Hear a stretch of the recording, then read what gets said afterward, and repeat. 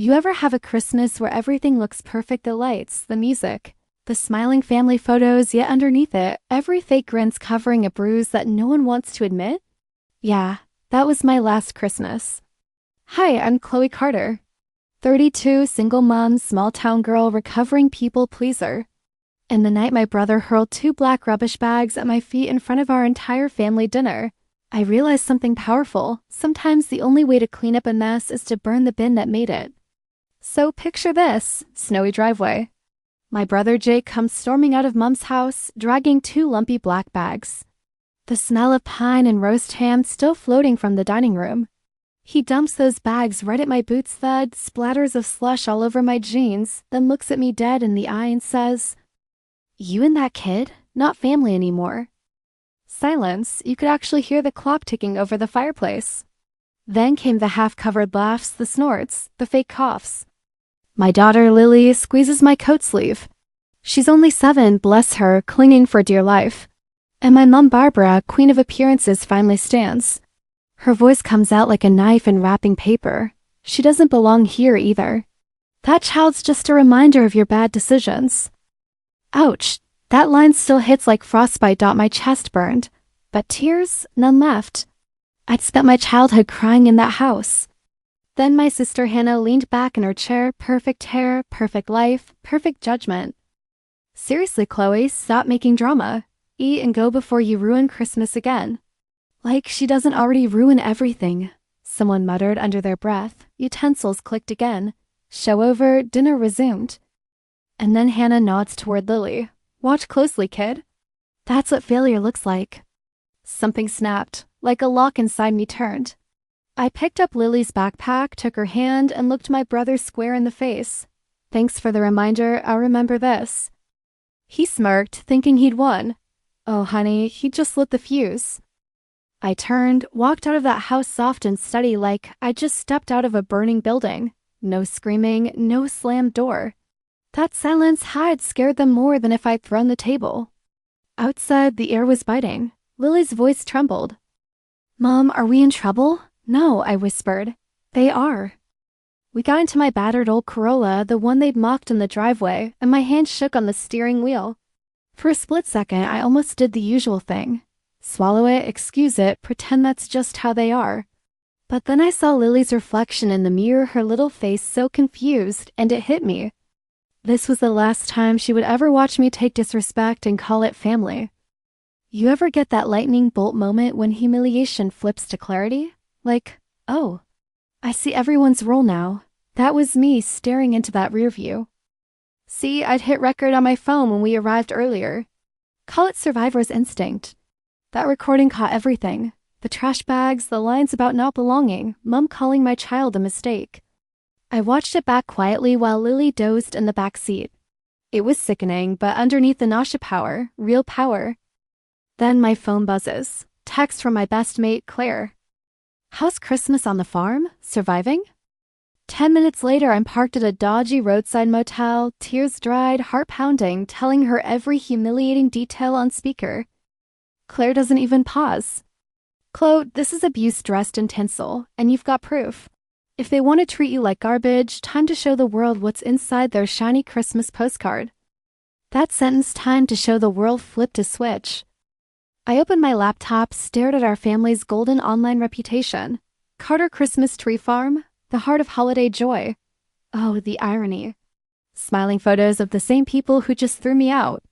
My brother bragging about legacy, Mom beaming with holly garlands. They turned cruelty into branding. And brands? Brands can crumble.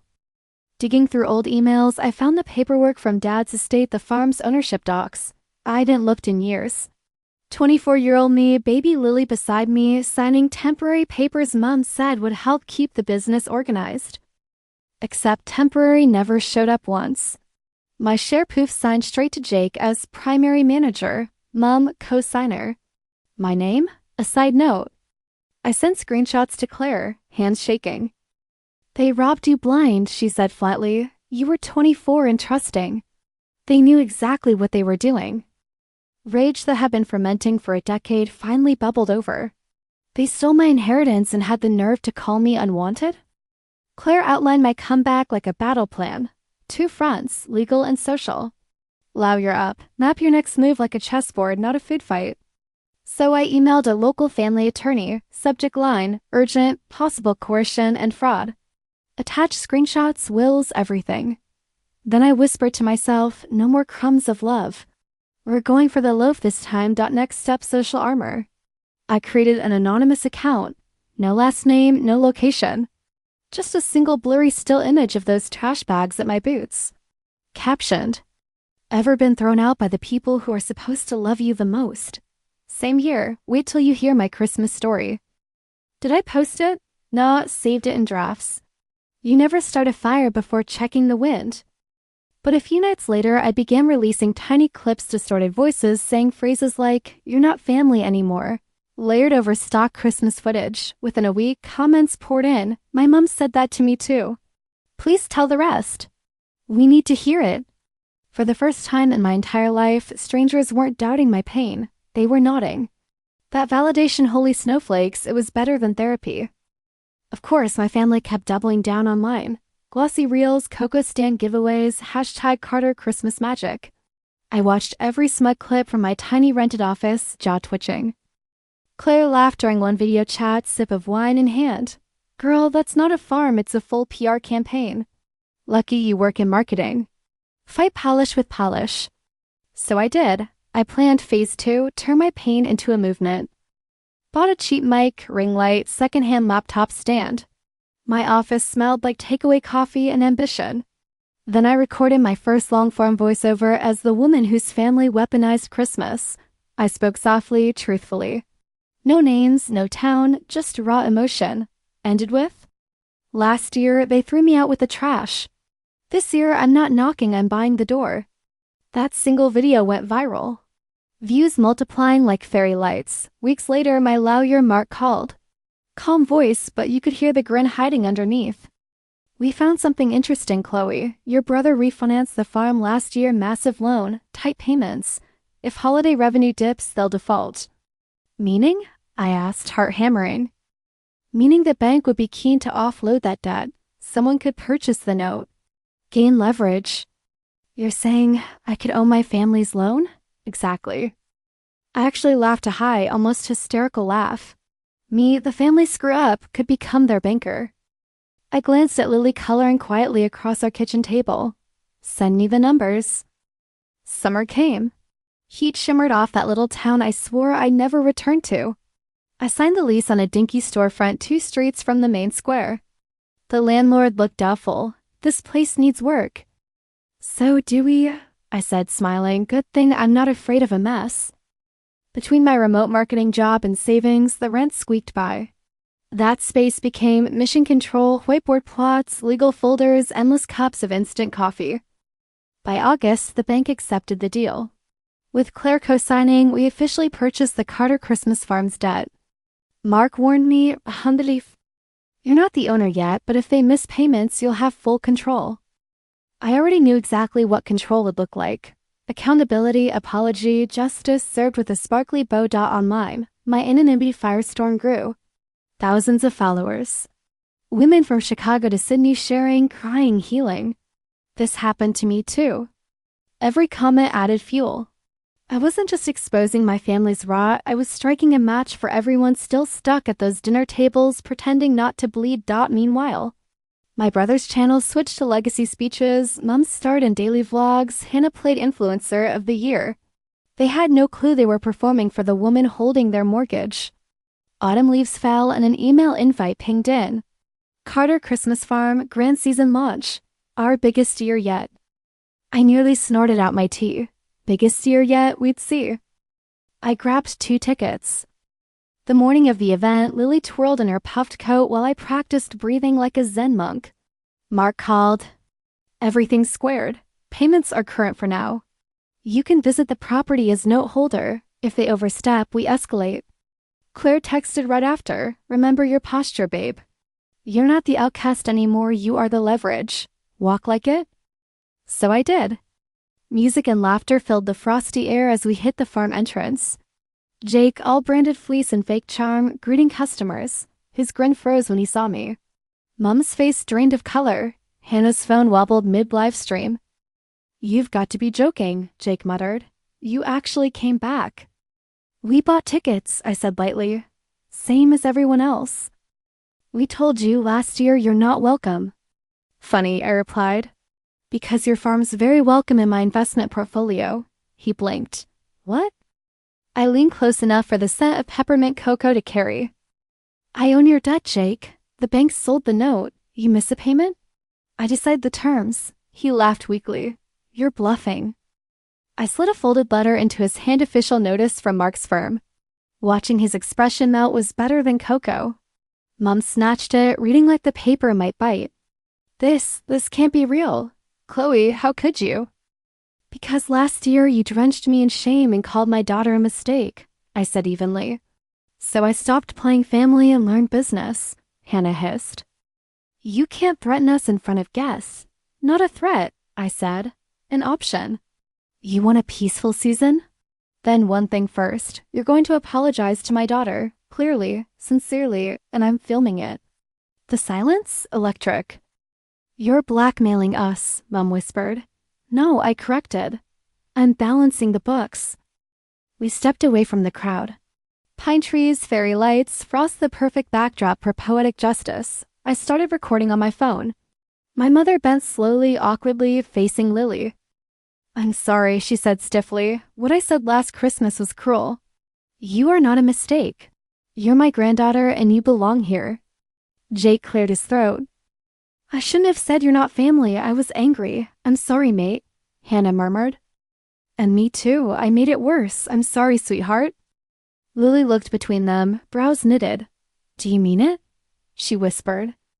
For once, they nodded. Maybe fear forced sincerity, but I take it. I stopped the recording. Step 1, done. Now, I said calmly, we deal with consequences. Jake blinked. Consequences? Yep, you'll sign documents restoring my equal ownership and voting rights. You'll deposit a portion of this season's profits into a trust for Lily. If I ever hear you demean us again, I release the recording's names visible this time. Sponsors, media, everyone. Mom whispered, you're taking everything. I smiled thinly. No, Mom, I'm reclaiming what was mine. The rest? Consider interest on emotional damages. Inside the office, they signed. Their pride screeched, but their fear held the pen steady. Mark filed the papers. Congratulations, Chloe, he said quietly. You're now a formal co-owner of Carter Christmas Farm. Not just co-owner, co-author of the new narrative. Over the next few weeks, I used that authority properly. Raised wages for seasonal workers, stopped the nepotism, launched a No One Spends Christmas Alone program, free trees and events for single parents. Foster kids, folks estranged from family. Mom hated it. It ruins the exclusive image, she snapped. Exclusivity nearly ruined me, I answered. And online, I unveiled the full story, finally showing my face. Hi, I'm Chloe. I'm the girl from the trash bag story. Last Christmas, my family said my daughter and I didn't belong. This Christmas, I help run their business. That's what happens when you stop begging for a seat and build your own table. Millions watched, messages poured in. Some locals pieced it together. Oh boy, gossip season bloomed early, but I didn't care.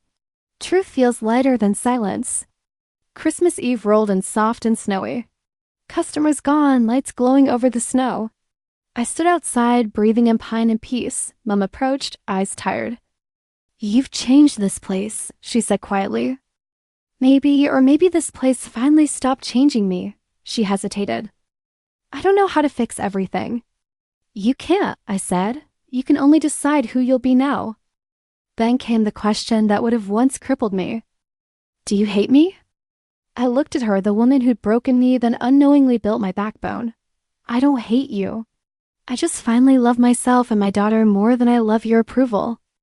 We stood there in silence, watching Lily chase falling snow. Will you stay? Mom asked. For now, I said. While it stays healthy. If it turns toxic again, I walk in this time. I'll take my share with me. No arguments. Just a nod. That was enough.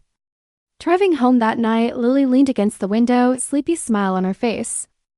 Mom, it felt different today, she mumbled. Like we actually belonged. We did, I said. Because we decided it. And I thought about something. The night Jake flung those bags, my family thought they were writing my ending. Turns out that night was my prologue. When you stop believing other people's version of who you are, everything changes. They said I'd ruin Christmas. Funny thing is I rebuilt it. So tell me, if your family threw you out like mine did, would you stand your ground and rebuild with boundaries, or would you torch the bridge and never look back? If this story hit a nerve, tap subscribe to Revenge Diary, where we turn rock-bottom moments into comeback stories and share this with someone who needs to remember. They are never the trash someone else tried to throw away.